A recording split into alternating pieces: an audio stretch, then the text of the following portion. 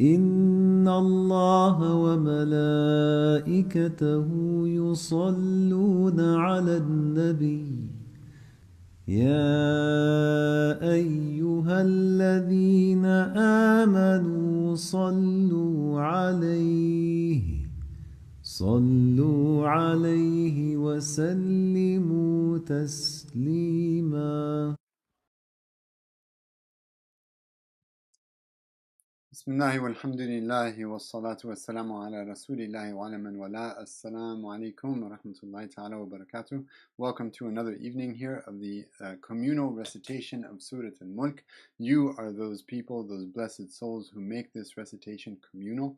Night after night we gather at 9 o'clock Eastern Time for the recitation of a surah that the Prophet ﷺ wished would be in each one of our hearts, and we only wish to aspire, or we aspire to revive the sunnah of the Prophet ﷺ, who would not sleep without reciting Sūrat al-Mulk. We have committed ourselves not to sleep without reciting Sūrat al-Mulk. May Allah accept this small effort from us, and may He be praised, and may we be thankful for being able to gather night after night for the recitation of this surah. And so this surah brings closure to our days, and it brings angels into our homes. May their light radiate in our hearts and faces and limbs and on our tongues.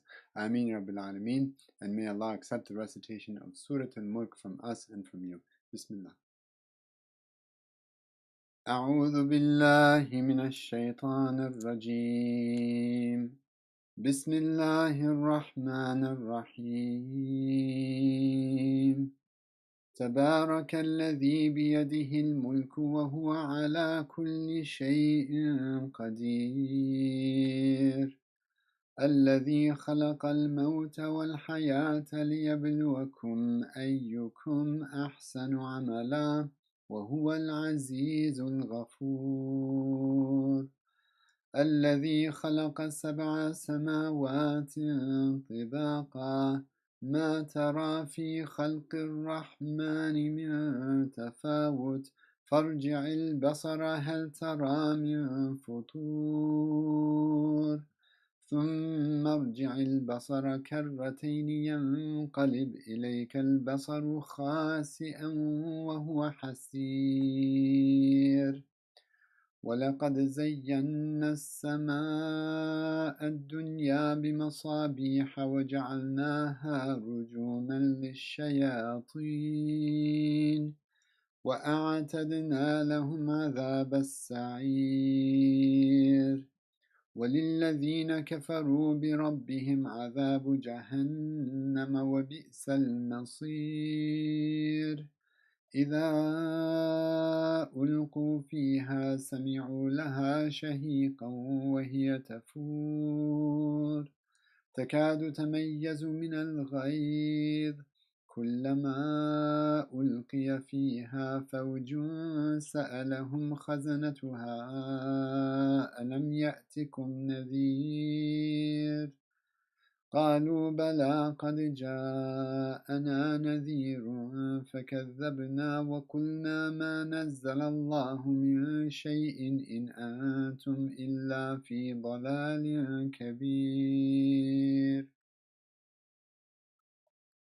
وقالوا لو كنا نسمع أو نعقل ما كنا في أصحاب السعير فاعترفوا بذنبهم فسحقا لأصحاب السعير إن الذين يخشون ربهم بالغيب لهم مغفرة وأجر كبير وأسروا قولكم أو اجهروا به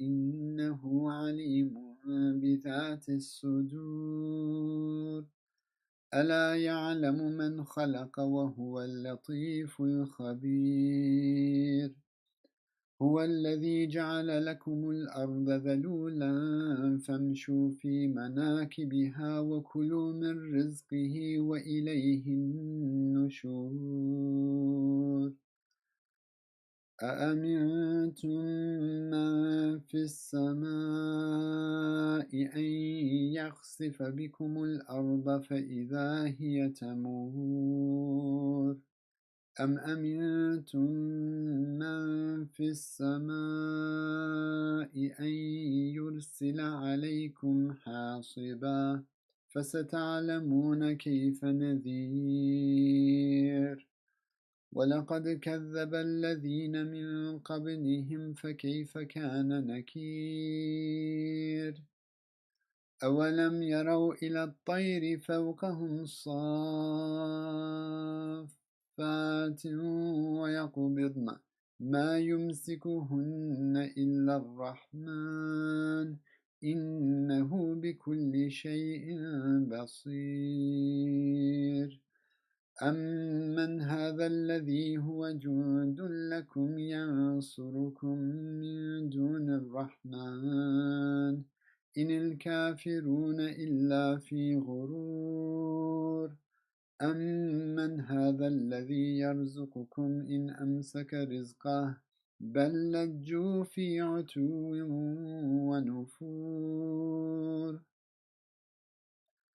أفمن يمشي مكبا على وجهه أهدى أمن يمشي سويا على صراط مستقيم قل هو الذي أنشأكم وجعل لكم السمع والأبصار والأفئدة قليلا ما تشكرون قل هو الذي ذرأكم في الأرض وإليه تحشرون ويقولون متى هذا الوعد إن كنتم صادقين قل إنما العلم عند الله وإنما أنا نذير مبين فلما رأوه زلفة سيئت وجوه الذين كفروا وقيل هذا الذي كنتم به تدعون قل أرأيتم إن أهلكني الله ومن معي أو رحمنا فمن يجير الكافرين من عذاب أليم قل هو الرحمن آمنا به وعليه توكلنا فستعلمون من هو في ضلال مبين قل أرأيتم إن أصبح ماؤكم غورا فمن يأتيكم بماء معين صدق الله العظيم.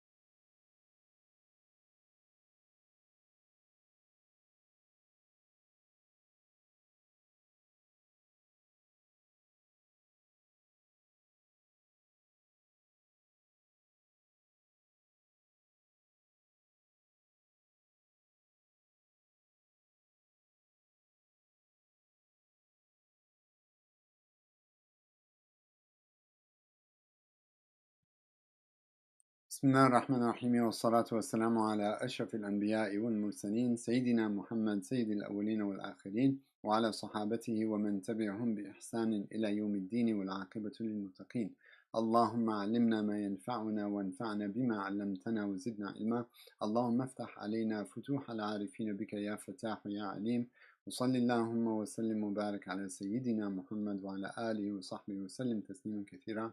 Assalamu alaikum wa rahmatullahi ta'ala wa barakatuh. Tonight's reflection, inshallah, will be on the first verse of Sūrat al-Bayyinah. And about this first verse, Imam al-Wahidi said in his book Al-Basit, هذه الآية من أصعب ما في القرآن نظما وتفسيرا. This verse, the first verse of Sūrat al-Bayyinah, is among the most difficult of the Qur'an in terms of syntax and commentary.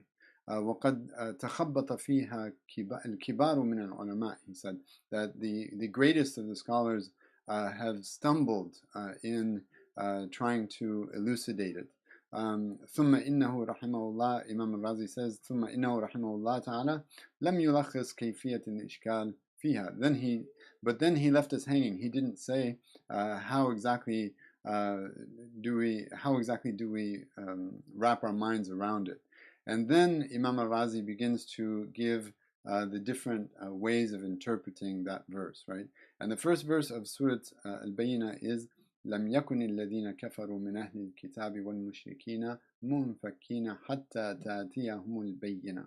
And the translation of this, I wish I could point you out to just one translation of it, but given the point of Imam al-Wahidi and Imam al-Razi, this verse cannot be translated. It has to be explained. And so this makes reflections on the verse very difficult because we have to go back to the tafsir, and the tafsir of this verse is multifaceted, and it is very complicated, and it is it lends itself to several readings based on the grammatical uses of the word min, right? The particle min. لم يكن الذين كفروا من أهل الكتاب. So what does that min there mean? And then what are some of the implications that come to us depending on how we translate that word min, or how we come to understand that word min, and then how does it stand with other verses in the Qur'an that clarify certain things, because if you, depending on how you translate this verse or how you understand this verse, it could develop into implications that on the surface seem contrary to other verses of the Qur'an. So what I have tried to do then is present to you all the different renditions that Imam al-Razi goes to, and give the one that he prefers, and he actually prefers the reading of Imam al-Zamakhshari of this verse. And Imam al-Zamakhshari is the authority in terms of the eloquence of the Qur'an and the Arabic of the Qur'an. He was a Mu'tazili, and the scholars say that take from his tafsir but leave his theological positions. And there is not a scholar worth the name except that he has the Kashaf of Imam al-Zamakhshari in his library and refers to it constantly, right? So we are going to go with Imam al-Zamakhshari's reading of this, and so if you will, I would like to just present the different variations and the different ways of understanding this verse according to our illustrious scholars. May Allah subhanahu wa ta'ala preserve them all and reward them all. So in the beginning of the verse, you have 4 different readings. In the end of the verse, you have 3 different readings, right? There are 4 different ways to read the beginning of the verse, 3 different ways to read the end of the verse, and then I've got the implications right there in the middle, right? And so don't read ahead, just follow along with me in order to get a sense of what's going on here in this very beautiful verse and very challenging verse to understand. So the first reading is that those who disbelieved among the people of the book and the pagans, those who disbelieved among the people of the books and the pagans. Now the word min here is being translated as among, and it is for tab'id, which means that you take something out of something else and you say that this is a part of this thing, that this is a part of this thing, or this group, this subset, right? This is a subset among a greater group, right? So you have the people of the book and you have the pagans. And so those who disbelieved among the people of the book and among the pagans, right? So that's what's being communicated there. So the implication there, by translating it that way, لم يكن الذين كفروا من أهل الكتاب والمشركين, by translating it like that, we have two groups, and we have a common subset from those two groups. And those two groups are the people of the book and the pagans, or the mushrikeen, Ahl Kitab and mushrikeen. Two separate groups. And then those who disbelieved among them. So you take the disbelievers among the people of the book, right? And you take the disbelievers among the pagans, and they form that subset that the verse is talking about, right? Which the implication then is that some of the people of the book and some of the pagans believe while some disbelieve. That is the implication, right? If you translate the word min as among, right? So some of them believe and some of them disbelieve. Now, this may come as a surprise that some of the people of the book believe and some of them disbelieve, and that some of the pagans believe and that some of them disbelieve, right? Now, like the pagans, we understand that among the people of the book, that some of them believe and some of them disbelieve, right? But among the pagans, we have always known that the pagans were all kuffar, they were all disbelievers. So what then is their disbelief? Their disbelief, by translating this word min like this, their disbelief is in Muhammad himself, sallallahu alaihi wasallam. Right? Their disbelief is in Muhammad sallallahu alaihi wasallam. So they rejected Muhammad. Some of them rejected Muhammad, and others of them accepted him, or others of them were just some of them rejected Muhammad, and others of them remained aloof and neutral, right? So that's the implication by reciting the verse in that way. Okay, now we take the second reading. Those who disbelieved among the people of the book, the pagans, right? Those who disbelieved among the people of the book, the pagans, okay?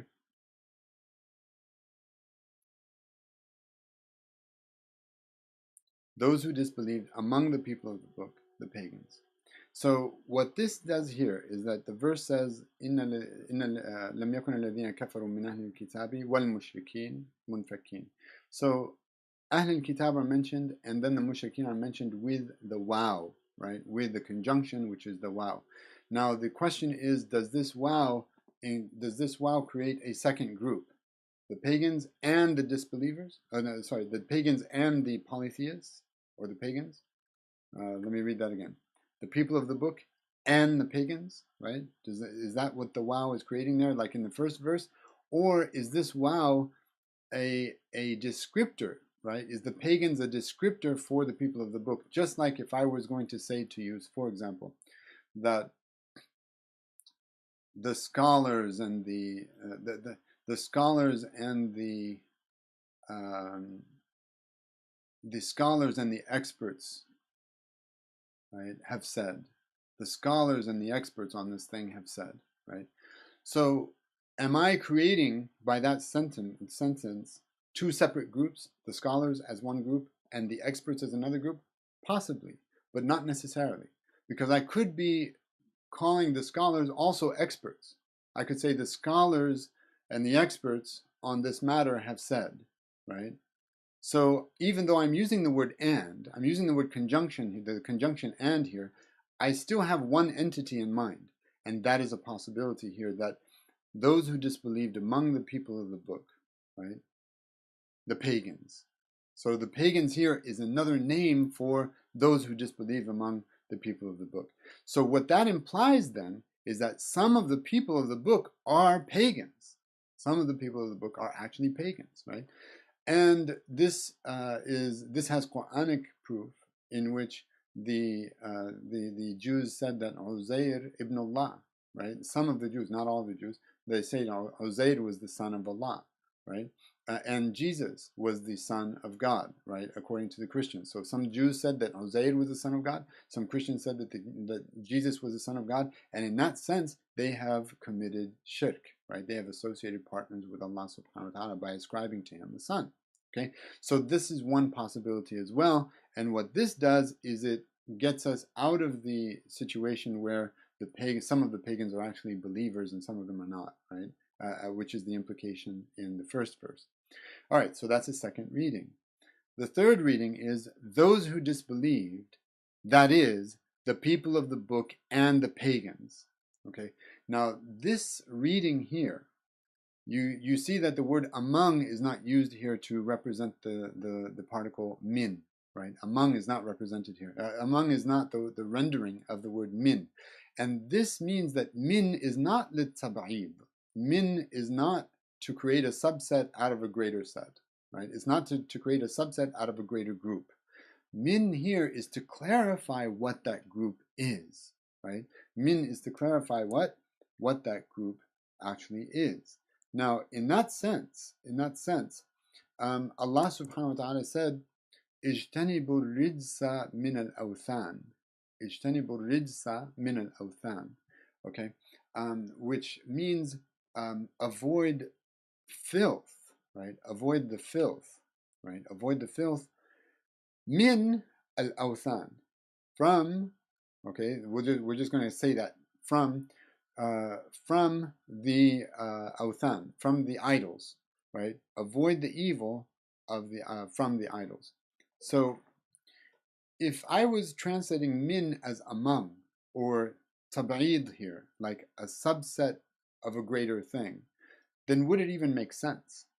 Would it even make sense to say, avoid the filth of the idols, right? As though the filth was a subset of a larger number of descriptions of the idols that we are to avoid, and not avoid the rest of those descriptions, right? So basically, if I'm going to translate min here as from, then I would basically be implying that one should avoid the filth of the idols, but nothing else of the idols. That one could approach whatever else of the idols they wanted to, right? The form of the idols is okay. You don't need to avoid that. The beauty of the idols and how they're fabricated, you don't need to avoid that. The notion of idols and their benefit, their perceived benefit, you don't have to avoid that. The worship of the idols, you don't have to avoid that. You're just avoiding the filth of the idols, right? So that's the problem when we translate min as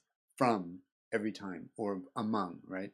It basically takes it takes one attribute out of the gamut of attributes, and it says avoid this one attribute, but all the rest of the attributes, the understanding is that you don't have to avoid them.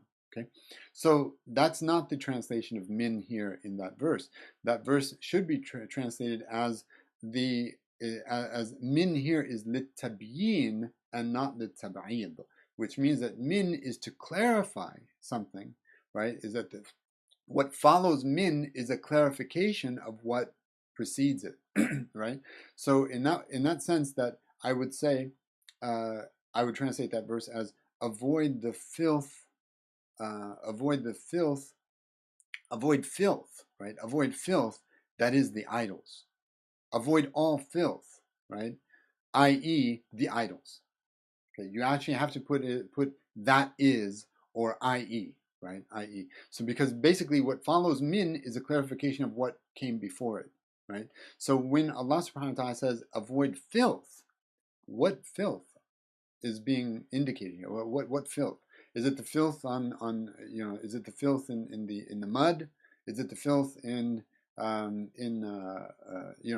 it the filth of cow droppings or camel droppings or pigeon droppings? Is that filth? Is it the filth that one gets on one's clothing before prayer? What filth is being described here? What filth is the intended filth here in this verse? Avoid the filth, right? Okay.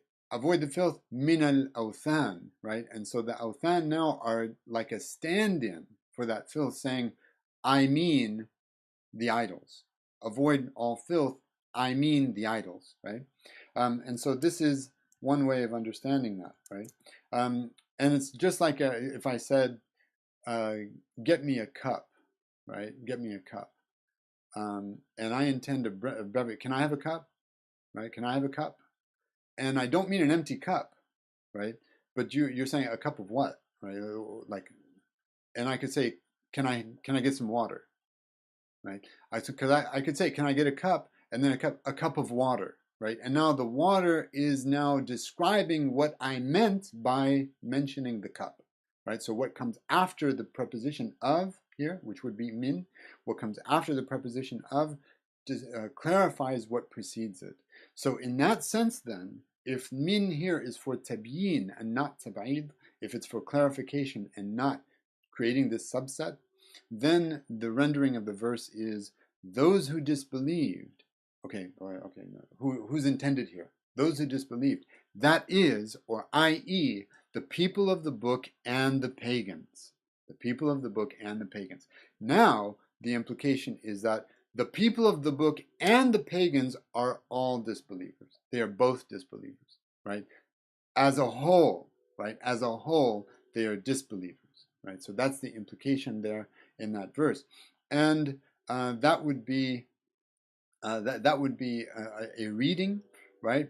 And that would be then understood as, okay, what are they disbelieving in, right? What makes them disbelievers? What makes them disbelievers? And basically, and who are they? Who are the ones who are intended, right? Because is it talking about all the people of the book throughout all of history, right? Is it talking about all the pagans throughout all of history? Or is it talking about the people of the book who lived at the Prophet's time, sallallahu alaihi wasallam, and the pagans who lived at the Prophet's time, sallallahu alaihi wasallam, and then disbelievers in what, right? Because that's not clear, right? Inna ladina kafaru, they disbelieved in what, right? And so again, this brings in the reading of those who disbelieved in the Prophet Muhammad sallallahu alaihi wasallam. They're all kuffar. They're all kuffar. They're all disbelievers. Those who rejected Prophet Muhammad sallallahu alaihi wasallam. As for those who accepted, they accepted, right? But they entered into Islam. So that's the implication that's given there when we translate that min for tabyin.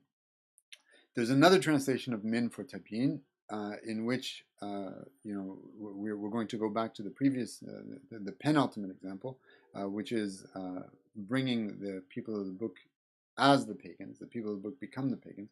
Those who disbelieved, that is, right? That is, again, the min here. Who are those disbelievers? Those who disbelieved, that is the people of the book, the pagans, right? And so now the implication there is that the people of the book are disbelievers and pagans. They are all. It's not some of them, but it's all of them, and it's all of them in that time of the Prophet sallallahu alaihi wasallam. Because there's other verses that say that the people of the book are in heaven, right? The people of the book are in heaven. Al-Yahud wal Nasara, right? Was-Sabi'in. Man amana billahi wal yawm al-akhir. That there are some Jews and some Christians who are in heaven, right? And there's a verse that's clear about that. So now we have to specify exactly what is meant here by the people of the book in this verse, right? In this verse specifically. And what is meant here are those who disbelieved in the Prophet Muhammad sallallahu alaihi wasallam, and they were considered pagans as well because they ascribed a son to God, right? So those are four different readings of the very beginning of the verse, the first half of the verse, based on how we translate the word or understand the word min, right? Min. Just one small little preposition there. And now the ending. The ending has three different renderings based on how we understand the word munfakkin. All right, so we say لم يكن الذين كفروا من أهل الكتاب والمشركين منفكين حتى تأتيهم البينة, and also hatta. So munfakkin and hatta. Based on how we understand those two words, we have three different readings there. So munfakkin literally means to let go of something, or how do I translate it here? To renege, right? To renege, right? To renege, to let go of something. Munfakkin means that you're holding on to it and you're not going to let it go. To let it go, right? You're not going to renege on it. You're not going to let it go. Munfakkin, right? And hatta means until, right? And it also means even. Okay, so with that in mind, the three different readings are. So let's take any one of these readings here. Those who disbelieved among the people of the book and the pagans, right, persisted all the more, right, that they were not going to give up. They persisted all the more. They were not going to let it go. They persisted all the more in their beliefs, because we're not told what are they letting go of. What are they letting go of? So that is projected there, in their beliefs. They persisted all the more in their beliefs, right? Even after there came to them, the manifest sign. حتى تأتيهم البينة. So they persisted all the more in their beliefs, even after there came to them the manifest sign. So what are those beliefs? Those beliefs are that that they are awaiting, like the Jews and the Christians, they're awaiting the Messiah, right? And whatever they had that was intact from Mosaic law among the Jews, from the traditions of Jesus, peace and blessing be upon him, they were not going to let that go, right? They were not going to let that go, and they persisted all the more, even after there came to them the manifest sign. And that's hatta, even after there came to them the manifest sign. All right. So those who disbelieved among the people of the book and the pagans, again, persisted all the more in their disbelief, right? Persisted all the more in their disbelief, even after there came unto them the manifest sign. So they persisted all the more in their beliefs, or they persisted all the more in their disbeliefs.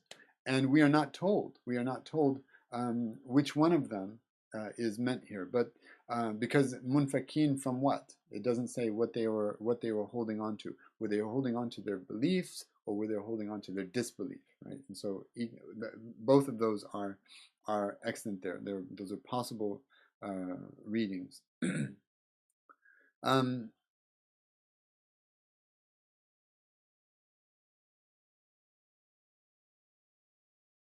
And then the third is that those who disbelieved among the people of the books and the people of the book and the pagans will never renege on their beliefs, even if the manifest sign were to come to them, right? So that's hatta, again, hatta ta'tiyahum al-bayyinah, wa in, right? Wa in atathum al-bayyinah. That's another reading of the word hatta there, is that even if the manifest sign came to them, they would never renege on their belief. They would persist all the more in their disbelief, right? Even if the clear sign came to them. So one understanding is that even after the clear sign came to them, they held on to their belief, or even if the clear sign were to come to them, they would still hang on to their beliefs, right? And so that is the understanding there. And what are those beliefs with respect to the clear sign? Their belief is that they expected that a prophet would come. They expected that a prophet would come, and when that prophet actually came, they persisted in their belief, right, that a prophet would come and he is not the one, or they persisted in their disbelief because they were already kuffar, they were already disbelievers, right? And so that speaks to whether we read that they are all disbelievers, or that some of them are disbelievers and some of them are believers. And the third reading here is that even if he were to come, even if a clear sign were to come to them, it wouldn't change them. They would still hold on to their beliefs. And so that was a mouthful. I'm sure that was, I hope that we didn't create more, I hope we didn't create more confusion than clarity with those renderings. But it is a very difficult verse to render, and because of the variations, and because it's elliptical. We have ellipsis on the munfakin. What exactly are they holding on to? And we also have the different ways of reading min and hatta, which are two particles, right? They're just two particles, min and hatta. And so a lot of theological implications come together at play here, depending on how we are going to recite this verse. Now, Imam al-Zamakhshari, right? Imam al-Zamakhshari, let's go back here. Imam al-Zamakhshari, his reading of this verse is, if we look at what he said about this, let's see here.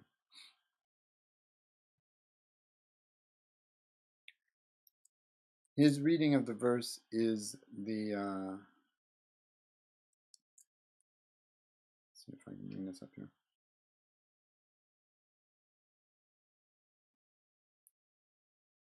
نعم بسم الله.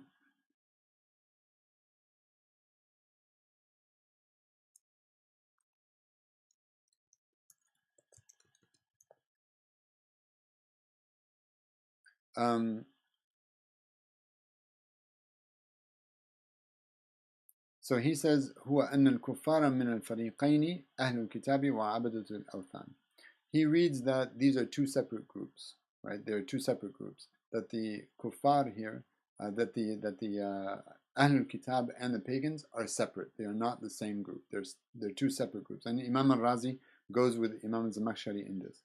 كانوا يقولون قبل مبعث سيدنا محمد صلى الله عليه وسلم, that they used to say before the coming of the Prophet Muhammad صلى الله عليه وسلم, لا ننفك عما نحن عليه من ديننا, that we will never leave that which we are following, this religion that we are following. ولا نتركه حتى يبعث النبي الموعود, and we will never leave it until the promised prophet comes. الذي هو مكتوب في التوراة والإنجيل, who is written about and prophesied in the Torah and the Gospels, and that's the Prophet Muhammad sallallahu alaihi wasallam. And so, because of that, because of that position, that we will never leave this religion until the awaited prophet comes. For that reason, in that reading of that first verse, when we read the third verse, وَمَا تَفَرَّقَ الَّذِينَ أُوتُوا الْكِتَابَ, and those who were given the book did not disperse, they did not divide among themselves, right? وَمَا تَفَرَّقَ الَّذِينَ أُوتُوا الْكِتَابَ إِلَّا مِنْ بَعْدِ مَا جَاءَتْهُمُ الْبَيِّنَةُ, except after the manifest sign came to them, right? So they didn't divide until after the manifest sign came to them. So in that sense, they were holding on, right? They were holding on to their faith, they were holding on to their beliefs, they were holding on to their their expectations, all to their religion. They were holding on to it, and they were not going to leave it. That was their claim. We were not going to leave this faith until we were not going to leave our beliefs until he comes, and when he comes, we'll accept him. And then when he came, that's when they divided, right? That's when they divided, and some of them believed and some of them disbelieved, right? Among both groups, and so even among the pagans, they also had an expectation of a prophet who was to come as well, and they may have heard this from Jews or Christians, right? But there was an expectation that a prophet would come even among the pagans, and they knew that the tradition of Ibrahim alayhi salam was there, and this prophet, when he would come, that he would restore the faith of Ibrahim alayhi salam. There's much less evidence for that claim than there is for the claim from the people of the book, inshallah. That is clear, and we hope to move forward now that we have an idea of what this surah is talking about. The surah mainly is talking about the claim of the people of the book and the pagans, that we will believe when he comes, and then once he comes, they disbelieved in him. And going forward, inshallah, I think it should be a little bit easier. جزاكم الله خيرا. اللهم صل وسلم وبارك على سيدنا محمد في الأولين، وصلي وسلم وبارك على سيدنا محمد في الآخرين، وصلي وسلم وبارك على سيدنا محمد في الملأ الأعلى إلى يوم الدين، وسلم تسليما كثيرا كثيرا. Sayyidina Abu Bakr once said that what skies would shelter me and what earth would support me if I said one word about the book of Allah subhanahu wa ta'ala about which I have no knowledge. And I am much more in need of this reminder tonight, given that we are speaking about the book of Allah subhanahu wa ta'ala from the tradition of the tafsir and not really from tadabbur or reflection. That is not our intent to turn this into a tafsir or an exegesis, a class on exegesis. We were only meant to, we only intended to offer reflections, but it is impossible to give a reflection on a verse like the first verse of Sūrat al-Bayyinah without actually going into the tafsir. And all I've sought to do tonight is just present the tafsir without giving my own thoughts on it or my own reflections on it whatsoever. I'm just presenting what's there in the first few pages of Imam al-Razi on Sūrat al-Bayyinah. Jazakumullahu khairan. May Allah forgive me for anything that I've said that is wrong, and I look forward to seeing you all tomorrow, inshallah, for the second verse of Sūrat al-Bayyinah and maybe the third as well. جزاكم الله خيرا والسلام عليكم ورحمة الله تعالى وبركاته. اللهم صل على سيدنا محمد الفاتح لما أغلق والخاتم لما سبق ناصر الحق والهادي إلى صراطك المستقيم وعلى آله حق قدره ومقداره العظيم.